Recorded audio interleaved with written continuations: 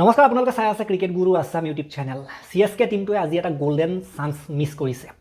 IPL 2026 points টেবলত আগলৈ যোৱাৰ top 4ত প্ৰৱেশ কৰাৰ এটা সোণালী সুযোগ আছিলে আজি CSKৰ হাতত আগবাঢ়ি যোৱাৰ ক্ষেত্ৰত, কিন্তু আজি হাৰি গ'ল। আৰু হাৰিছে কাৰ লগত? LSGৰ লগত, যিটো টিম অলৰেডি বাহিৰ হৈ আছে, এইটো টিমৰ লগত হাৰিছে। যিকেইটা টিম অলৰেডি বাহিৰে হ'ল, সেয়া মুম্বাই হওক, সেয়া LSG হওক, এওঁলোকে কিন্তু ঘটনা ঘটাইছে। ডাঙৰ ডাঙৰ টিমক মই এইটো কথা আগতেও কৈছিলোঁ যে তললৈ যিকেইটা টিম ডুবিলে অলৰেডি গ'ল, সেইকেইটা টিমেও কিন্তু ওপৰৰ পৰা কেইটামান খহাব পাৰে, খহোৱাৰ ক্ষমতা ৰাখে। সেই বস্তুটো কৰা আমি দেখিবলৈ পাইছোঁ। কালি আপোনালোকে দেখিবলৈ পালে পাঞ্জাৱ কিংছক খহালে মুম্বাই ইণ্ডিয়ানছে, টানি আনিলে তললৈ আৰু একেবাৰে খাললৈকে সোমোৱাই দিলে। আৰু দুখন আছে পাঞ্জাৱৰ, তাৰ ভিতৰত এখন হাৰিলেও চফা। তেনেকুৱা ধৰণৰ অৱস্থাত উপনীত কৰাই দিলেগৈ পাঞ্জাৱক। এতিয়া বৰ্তমান সময়ত CSKৰ কাৰণেও কিন্তু ভাল সংকেত নহয়, অশনি সংকেত। আগবাঢ়ি আহিছিলে, বহুত কষ্ট কৰি আগবাঢ়ি আহিছিলে, ইমান ষ্ট্ৰাগল কৰি তেওঁলোকে আগবাঢ়ি আহিছে ন, ইমান সংঘৰ্ষ কৰি তেওঁলোকৰ টিমটো আগবাঢ়ি আহিছে, কিন্তু শেষত আহি এইটো টিমৰ হাতত এনেধৰণে পৰাস্ত হৈ আজি আকৌ এবাৰ বিপদৰ ফালে গুচি গ'ল। এতিয়া CSK আজি হাৰিলে কাৰণে তলৰ কেইটামান টিমৰ কাৰণে উশাহ পাব অলপ, বিশেষকৈ যিটো ৰাজস্থান ৰয়েলছ টিমটোৰ কাৰণে বৰ্তমান সময়ত ভাল স্থিতি বনি আছে, যে তেওঁলোকৰ টিমটোৱেতো CSK তললৈ গ'লে ভালেই পায়, বা ওপৰৰ টিমকেইটা তললৈ গ'লে ভালেই পায়, গতিকে ৰাজস্থান টিমটো সোমাব বিচাৰিব। গতিকে ৰাজস্থান টিমৰ কাৰণে অলপ ভাল হৈছে যে CSK তললৈ গ'লে তেওঁলোকে যদি একেৰাহে জিকে তেওঁলোকৰ কাৰণে ভাল হ'ব। গতিকে ইয়াৰ পৰা প্ৰফিটটো ৰাজস্থানৰে হ'ব লাগে। বাকী পাঞ্জাৱৰ দৰে টিমবিলাকেও ভাল পাব, পাঞ্জাৱেও ভাল পাব, কাৰণ তলৰ পৰা এটা টিম আহি আছিলে ন, কেনেবাকৈ পিছ পেলাই দিয়াৰ সম্ভাৱনা আছিলে। গতিকে পাঞ্জাৱৰ সমৰ্থকসকলেও আজি CSK হৰাৰ কাৰণে অলপ ভাল পাব, কাৰণ তেওঁলোকৰ কাৰণেও কিবা এটা উশাহ ঘূৰাই পোৱা নিচিনা অৱস্থা। বাকী যি কি নহওক, আপোনালোকে যদি চাই 187 ৰান কৰিছিলে CSK আৰু 16.4 অভাৰত সেইটো সহজতে প্ৰাপ্ত কৰিলে। 7 উইকেটত জিকিছে খেলখন LSGকে। গতিকে LSG টিমটো বৰ আনপ্ৰেডিক্টেবল টিম, কেতিয়াবা বৰ বেয়াকৈ হাৰি যায়, কেতিয়াবা আকৌ বৰ ধুনীয়াকৈ জিকি যায়। গতিকে এওঁলোকৰ হাতত সেইটো টিম আছে। মই আগতেও কৈছিলোঁ যে সেই প্লেয়াৰসকল আছে, এওঁলোকৰ হাতত মেটচ উইনাৰ প্লেয়াৰসকল আছে, কিন্তু এবাৰ কনচিষ্টেঞ্চিটো নাছিলে। এবাৰ যদি আপোনালোকে LSG গোটেই ছিজনটোত চাই, একেৰাহে জিকিব পৰা নাছিলে, মাজতে এখন জিকিছিলে আকৌ হাৰিছিলে, এনেকুৱা হৈ আছিলে। গতিকে কম্বিনেশ্যনটো বনা নাছিলে, প্লেয়াৰবিলাক ফৰ্মতো নাছিলে। এতিয়া ফৰ্মত নাছিলে যদি ফৰ্মত নথকা প্লেয়াৰ এনেকুৱাই, কেতিয়াবা বহুত ভাল খেলি দিয়ে, কনচিষ্টেঞ্চিটো একেবাৰে নাই, একেৰাহে ভাল খেলিব পৰা নাই। সেই বস্তুটো নাই বুলি মই আগৰ পৰা কৈ আছিলোঁ, আৰু সেইটো দেখিবলৈ পোৱা গৈছে খেলত। কেতিয়াবা বহুত মেটচ উইনিং ডাঙৰ নক খেলি দিয়ে, কেতিয়াবা আকৌ 0তে যায়, এনেকুৱা ধৰণৰ প্লেয়াৰ বহুত আছে তেওঁলোকৰ টিমত। গতিকে আপোনালোকে যদি চাই আজি কাৰ্তিক শৰ্মাই কিন্তু যথেষ্ট চেষ্টা কৰিছিলে, ভাল খেলি আজি স্ক'ৰটো তেওঁলোকক ইমান কৰি দিলে। চেমছন 20, ৰুতুৰাজ 13, উৰ্ভিল পেটেল 6, কাৰ্তিক শৰ্মা 71। কাৰ্তিক শৰ্মা অত্যন্ত সুন্দৰ ইনিংছ খেলিলে, 42টা বলত 6টা 4 আৰু 5টা 6 তেখেতে মাৰিছিলে। গতিকে কাৰ্তিক শৰ্মা এটা ডাঙৰ প্ৰাইচত কিনা হৈছিলে ন, ডাঙৰ দাম দি কিনা হৈছিলে। সেইটো কাৰণে তেখেতৰ ওপৰত এটা বাৰ্ডেন এটা আছিলে, সমালোচনাও যথেষ্ট হৈছিলে, ভাল খেলিব পৰা নাই বুলি এবাৰ।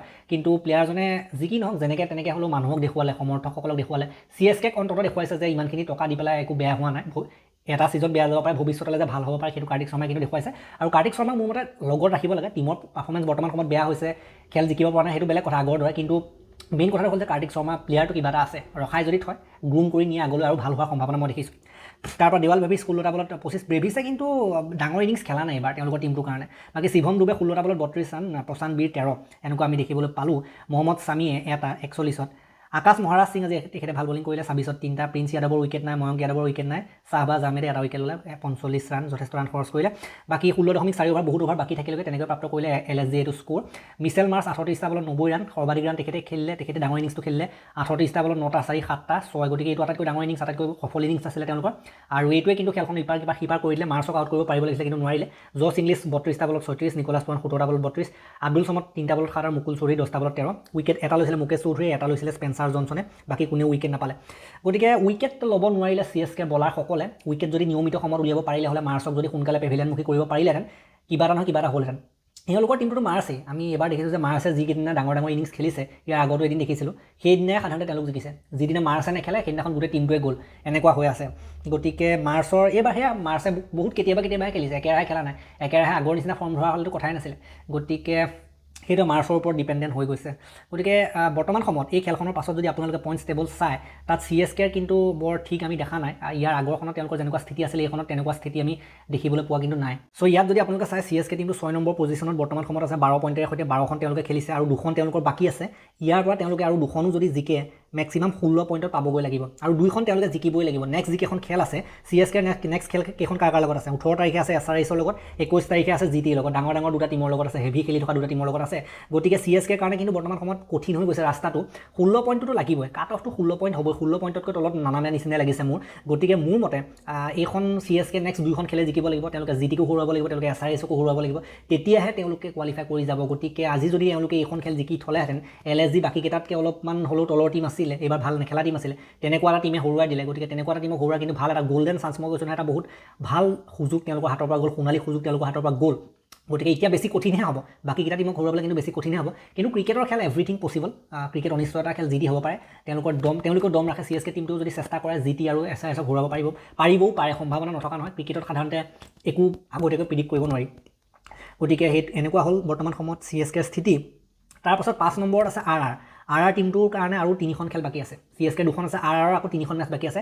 তেওঁলোকে মেক্সিমাম যদি নেক্সট 3খন খেলে জিকে 18 পইণ্টত RR টিমটো পাবগৈ পাৰিব। গতিকে RRৰ নেক্সট 3খন খেল আছে আপোনাৰ DCৰ লগত, LSGৰ লগত, MIৰ লগত।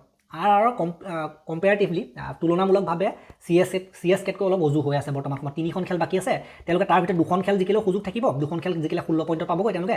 আৰু যদি তেওঁলোকে 3খন খেল জিকি যায় তেতিয়া তেওঁলোকে 18 পইণ্টতো পাবগৈ পাৰিব পাৰে, যদি বেক টু বেক 3খন খেল জিকে। আৰু তেওঁলোকৰ প্ৰতিদ্বন্দ্বী যদি চাই আপোনালোকে LSG, DC আৰু মুম্বাই।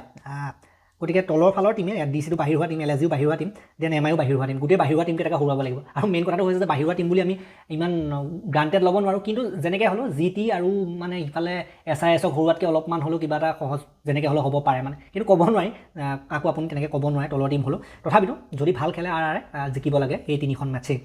গতিকে RRৰ গতিটো তেনেকুৱা হৈ আছে। বাকী PBKSৰ বৰ্তমান সময়ত 13 পইণ্ট হৈ আছে। তেওঁলোকে 2খন খেল বাকী আছে, 2খন খেলে জিকিব লাগিব। 2খন খেল জিকিলে তেওঁলোকে 13, 14, 15, 16, 17 পইণ্টত তেওঁলোক পাবগৈ পাৰিব। 2খন খেল জিকি যদি 15 পইণ্টত ৰৈ যায় সেইটো নহ'বগৈও পাৰে, কথাটো নবনিবও পাৰে। গতিকে তেওঁলোকৰ আকৌ খেল বাকী আছে কাৰ লগত? RCBৰ লগত আছে 13 তাৰিখে, 13 নম্বৰখন মেচ। 17 তাৰিখে আছে RCBৰ লগত, 23 তাৰিখে আছে LSGৰ লগত। গতিকে এইবাৰ LSGয়ে ভৱিষ্যত দস্তা নেকি? গোটেই LSGয়ে গোটেই সকলোবিলাকৰ ভৱিষ্যত সাধাৰণতে নিৰ্ভৰ কৰিব নেকি LSGৰ ওপৰত, ঠিক নাই। LSGয়ে হৰুৱাব নে LSGক হৰুৱাব?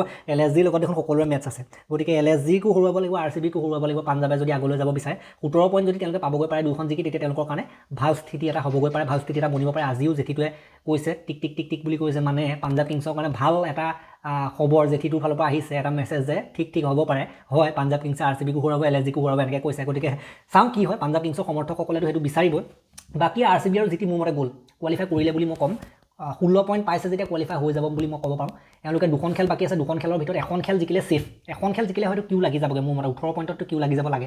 গতিকে এওঁলোকৰ 2খন খেল আছে, 2খন জিকিলে ভাল GT আৰু RCB, কিন্তু এখনো যদি জিকে তেওঁলোকৰ কাৰণে ছেফ বুলি মই ক'ব পাৰোঁ। কাৰণ তলৰ টিমবিলাক যদি আপোনালোকে চায় সিমানটো আগবাঢ়িব নোৱাৰিব হয়তো তলৰ টিমবিলাকে, সেইটো কাৰণে। গতিকে RCB আৰু GT ছেফ হৈ আছে, 16 পইণ্ট লৈ যিকেইটা টিমৰ আছে ছেফ হৈ আছে। SRSৰ 14 পইণ্ট হৈ আছে, 2খন খেল বাকী আছে। SRSও কিন্তু ক'ব নোৱাৰে, 2খন খেল যদি লগত হাৰি যায় বাহিৰ হৈ যাবলৈও আছে। আৰু যদি এখনো জিকে, এখন জিকিলেও যেনে তেনে অলপ 16 পইণ্টতো ছেফ নহয়, তথাপিতো নেট ৰান ৰেটটোৰ কথা থাকিব। 16 পইণ্ট লৈ যদি অলপ ভাল নেট ৰান ৰেট থাকে RCB নিচিনাকৈ, তেতিয়াতো টেনশ্যন নাথাকে।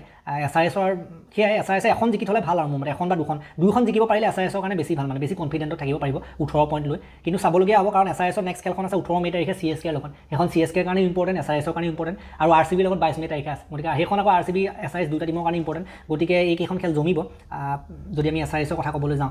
বাকী RCB যি টিমৰ ছেফ আছে বুলি ক'লোঁ, SRSৰ ক'ব নোৱাৰি, হাৰি যাব লাগিলে তললৈ যাবলগীয়াও আছে। বাকী PBKSৰ 2খন জিকিব লাগিব। RRৰ কথা ক'বলৈ গ'লে 3খনৰ ভিতৰত 2খন বা 3খন জিকিলেওতো বেছি ভালেই হয়। CSKৰ কথা ক'বলৈ হ'লে CSK নেক্সট 2খন জিকাটো ভাল হ'ব। নেক্সট 2খন জিকিলেও আৰু ওপৰৰ টিমৰ ওপৰতো কিবা এটা নিৰ্ভৰ কৰিব পাৰে, নেটৰ কথাও আহি যাবগৈ পাৰে। গতিকে বৰ্তমান পৰিস্থিতিলৈকে 3খন খেল যিহেতু RRৰ বাকী আছে, সেইটো কাৰণে RR অলপ ছেফ নিচিনা লাগিছে, কিন্তু জিকিব লাগিব। বৰ্তমান সময়ত সকলোকে সেই W লাগে, যিটো ধামাল চিনেমাখনত সকলোৱে W বিচাৰি পোৱা নিচিনা, সকলোকে W লাগে, উইনেই লাগে। ওপৰৰ টিম হওক তলৰ টিম হওক, সকলোৱে ছেফ জেগাত গৈ পেলাই উপনীত হ'ব বিচাৰে, সেইটোৱে আৰু। বাকী যি কি নহওক, নেক্সট খেলখনৰ মই যদি কথা ক'বলৈ যাওঁ, নেক্সট খেলখন আছে কলকাতা নাইট ৰাইডাৰ্ছ আৰু গুজৰাট টাইটেন্সৰ মাজত। কলকাতাত হ'ব খেলখন, আৰু মোৰ মতে এখন খেল কলকাতাই জিকিব নিচিনা লাগিছে। কলকাতাৰ লগত মই যাব বিচাৰিছোঁ, যিহেতুকে তলৰ টিমবিলাকে ওপৰৰ টিমবিলাকক টানিয়ে আছে। কলকাতাটো অলৰেডি আউটেই হ'ল, তথাপিতো অমুক জিকিলে তেনেকুৱাকৈ কিবা এটা সমীকৰণ আছে, সেইটো লাভ নাই। সেইটো সমীকৰণত ভাবি তেওঁলোকে মেক্সিমাম 13 পইণ্টতহে বৰ্তমান সময়ত পাবগৈ পাৰিব। 9 পইণ্ট হৈ আছে আৰু 2খন খেল বাকী আছে। গতিকে এওঁলোকতো লাভ নাই, তথাপিতো ওপৰৰ টিমক তললৈ টানি অনাৰ ক্ষমতাটো ৰাখে। সেইটো কাৰণে মই কৈছোঁ যে এইখন খেল GTক তেওঁলোকে টানি দিব পাৰে তললৈ। বাকী যি কি নহওক, এই ভিডিঅ'টো মই ইমানটা সমাপ্ত কৰিলোঁ। আৰু এটা কথা, আমাৰ ছেকেণ্ড চেনেল খেলপ্ৰেমী আছামত 2026 চনত FIFA ৱৰ্ল্ড কাপ যিটো হ'ব, সেইটো আহি আছে। FIFA ৱৰ্ল্ড কাপ এমাহমান আছে, আৰু তাৰ ওপৰত আমি ভিডিঅ' দি আছোঁ। ফ্ৰেন্সৰ টিমটো আমি ইতিমধ্যে বিশ্লেষণ দাঙি ধৰিছোঁ। তাত NUFC ভিডিঅ' পাব, আমাৰ নৰ্থ ইষ্ট ইউনাইটেড FC, সেইটো ফুটবলৰ আমাৰ যিটো ছেকেণ্ড চেনেল খেলপ্ৰেমী আছাম, তাত আপোনালোকে চাব পাৰিব FIFA ৱৰ্ল্ড কাপৰ ভিডিঅ'। গতিকে এই ভিডিঅ'টো মই ইমানটা সমাপ্ত কৰিলোঁ। ভাল লাগিলে যদি লাইক কৰিব, শ্বেয়াৰ কৰিব, চেনেলটোলৈ নতুনকৈ আহিছে যদি ছাবস্ক্ৰাইব কৰি ঘণ্টাত দবাই থৈ যাবলৈ নাপাহৰিব। তেতিয়ালৈকে আৰু এটা নতুন ভিডিঅ' লৈ প্ৰতিশ্ৰুতিৰে মই বিদায় মাগিছোঁ। ধন্যবাদ।